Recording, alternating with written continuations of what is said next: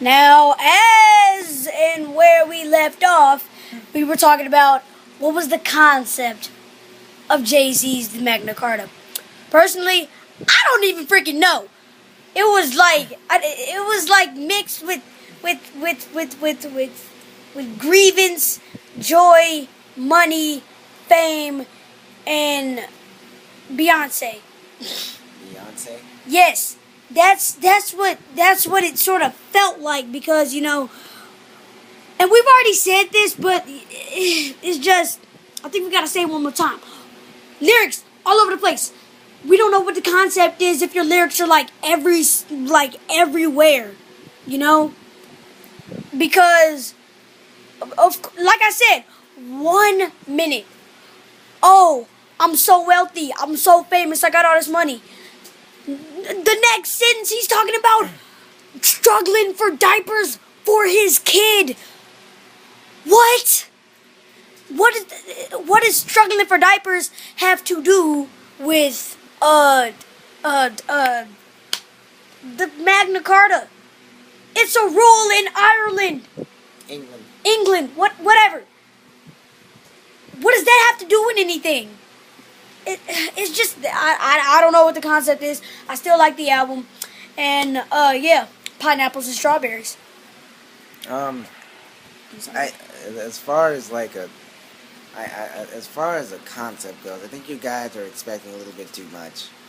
I mean, what do you expect from the album, then, Chris? I don't think that it's a concept album. Number one, I mean, Why would you name it something that a concept album is Good Kid, Mad City. Good Kid, Mad City, Ready to Die, that actually has some sort of uniform concept. This album wasn't meant to be a concept album. It's meant to represent multiple themes, not one unified theme. But I understand what you mean in that everything's all over the place and it could have been a little bit more structured, but I didn't expect it to be some fucking concept album or something. It's like, he would have clearly laid out, he would have clearly told fans if this was meant to be some sort of concept album. It's not like he went into it trying to tell some sort of fucking story. And Beyonce, while I do think he needs to kind of get off of her, yes, as far as get off them holy ovaries. I don't think he was ranting and raving about her on every song. He really wasn't. And it's just like I said, I just didn't expect some sort of concept. I mean, I understand some sort of unified. I understand that he was touching upon many different themes, but at the same time, though, it's like I was well aware that it wasn't supposed to be one central theme.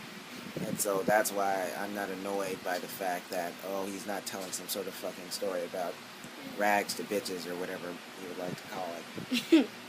Which is a story he really doesn't need to be telling, because while that isn't the main concept of the album, we can all agree that there's definitely songs about something like that, maybe not that to that point, but being destitute and poor. When was the last time he experienced being destitute and poor? Please tell us this. Like when was the last? I understand he did. He was. He came he came from nothing. He's a he started man. From the bottom. Now he's here. But it's just like that was almost 20 years ago, if not more so. It's just you have been in the game for over 10 years. Well over 10 years. Way over 20 years.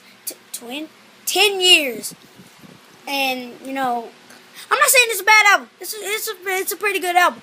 But, I sort of expected a little bit more out of you, Jay. Yeah, and like I said, I mean, really, I don't have much else to say on the matter. Aside, like I said, good album. Good, clean production. Clean, that's another thing. Clean. It was very clean. It was clean. Bright. It still had a gray feel because I associate sound with colors and whatnot. But it had a gray feel. But at the same time, it was still clean and sleek. Something, I'm not going to say Smashing Pumpkins, Radiohead-like.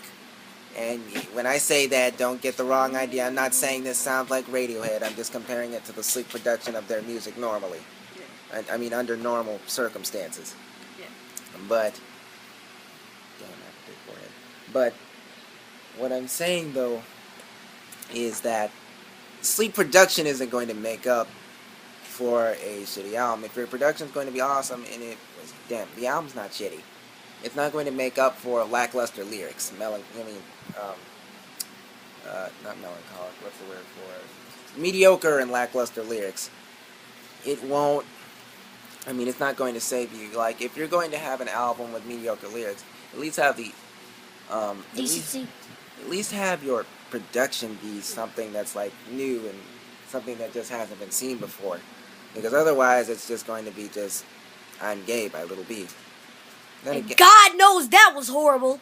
Well, the beats were all right, but that was some shit. I mean, I have to just be honest. That was just. I have to give the.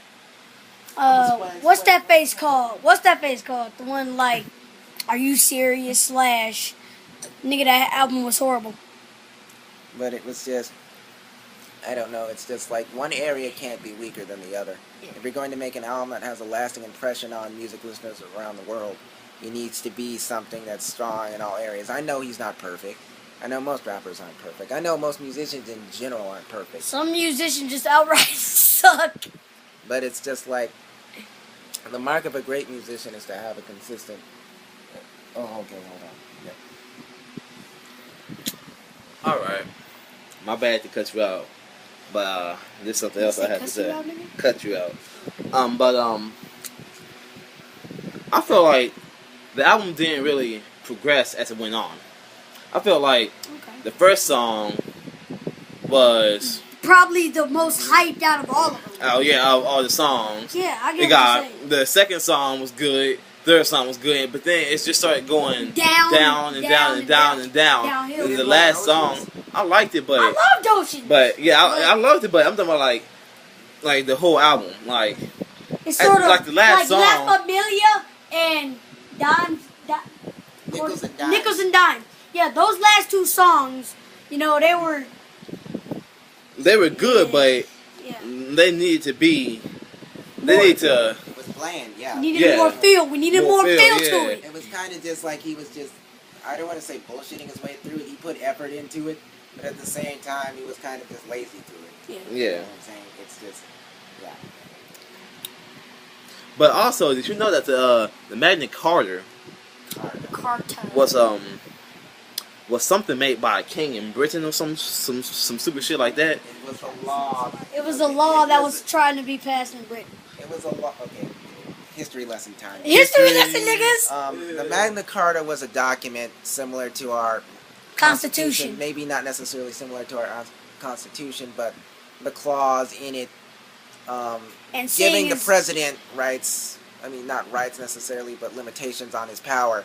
The Magna Carta limited the power of the British monarchs. Okay, so now I'm sort of seeing what you're getting at here.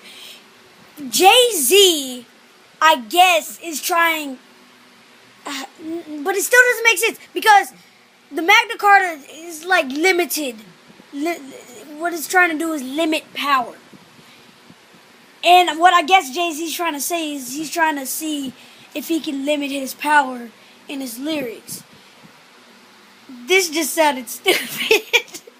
I get what you're trying to say here, but at the same time, it's like I really don't think the title has to do shit with what's on the album, honestly. I think you guys are harping on that a little bit too much. It's like listen to albums with some albums with concept. If it's like a big name like the Magna Carta Holy Grail, I think it would have some type of concept about it. You know? But if it's just something like Jesus and talking about like anything and anywhere, then yeah, I can understand that. By the way, I have to point this out. I love Jesus. I'll talk about why it had some shit on it, but I'm just saying I love Jesus. We'll get into that later on in a different review, or maybe even a little bit in this review because there are going to be some comparisons made. Oh yeah, but we're not done. The point is, though, with Jesus, though, I mean, it was mentioned. I mean, like the Holy Grail. I mean, if you guys are on about the title being mentioned in the album or in the lyrics, I mean, the whole song was named Holy Grail. You see where I'm coming from, Chris? You know, if you using something like the Holy Grail that has like such a deep basis,